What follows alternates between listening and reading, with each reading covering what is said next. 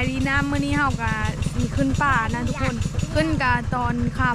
ำวันนี้เฮากำลังเดินทางไปอยู่ไปกะประมาณ11 คนนะมีรถคันนึงอีกไปนี่กระท้อนไปขึ้นเปิดรถ2 คันคันนึงไปก่อนค่ะมีสาวยายนะไป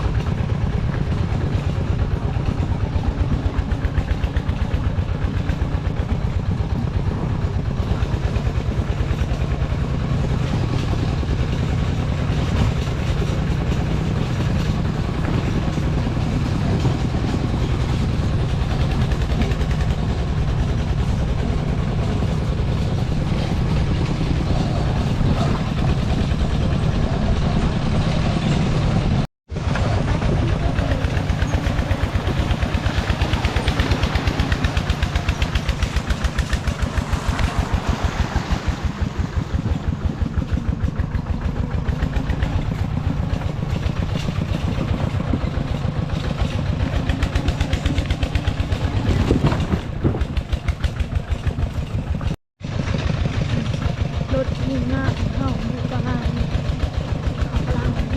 เข้ากันมาทันรถลุง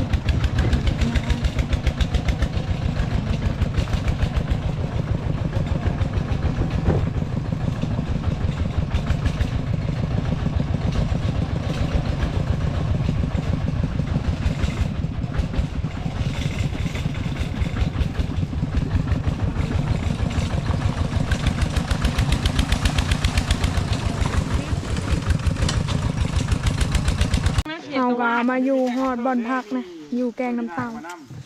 ทีมงานนะจะได้2 ปีกับบ้านแม่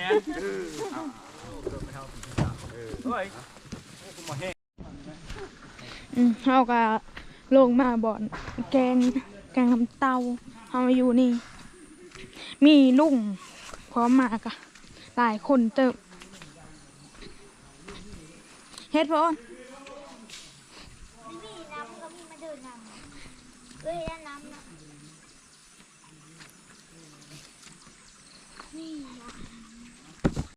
โทรศัพท์นะบ่เต็มเทื่อนึง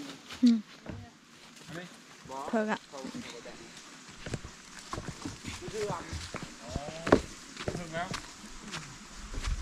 แต่พายสมุนไพรกะแต่พายมันหน้ากะยาดองไผ่ไปใส่ประกันเนี่ยเอาไปใส่บ่มือเด็ดแม่ลงกราฟพร้อม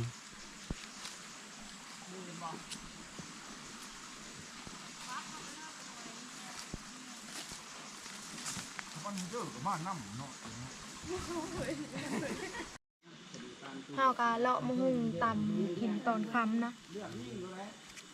นี่ก็อยู่นานนะนี่นี่แบบลงทหารเลยกล้องเนี่ยจะแอมในชายท่าได้มัดนะที่ว่าได้ตักคอกันตอนมันดิ่งมันแห้งนะ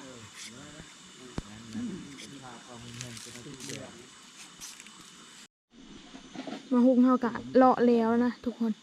จะได้ข้าวกะซีได้ซัดเปล่า น้ำกระตักขึ้นมาแล้วล้างมือ เขาล่างสมุนไพร ไปสมมตินี่บอกผมมาเล่นนะ ใส่มาได้นะ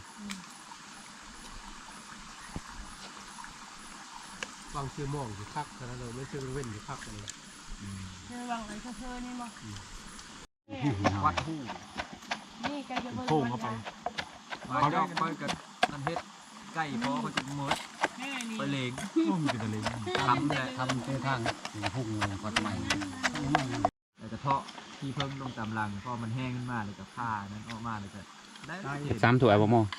สอง มาละ มาคุดอยู่ทำกองมาเฮ็ดใต้เอก เฮ็ดสองนี่สอง พอดีซะ มีลายมุกมันเริ่มดีมันครบไข่แม่เดี๋ยว ครับ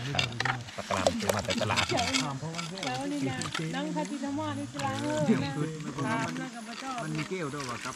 อันนี้เรียกว่าอันนี้ก็ข้างคืน ล้างผ้ากินตำเอ้ยกินกับตำลึง นอกน้องทำตนดีจะเข้าไปโอเคอย่าจนนั้นเลยท่านเราเพล กินโมกบิโอนกินนูวายเด้อ ทำแบบเพล เมาไปแน่นอน ลักษณะมักไปหาเก็บอันนั้นอันนี้มาสะสมสะสมเห่าควายเห่าเมยนั่นเองมันเป็นไปเฮ็ดคนเป็นล็อกตัวนี้ตามมาคือไปนอนน้ำพุแล้วสองคนก็มีตัวบุกเอาเห็นเบิ่งมือนึงมันใช้ชีวิตเอาเลยมันตื่นมากหาชื่อมองชื่อแม่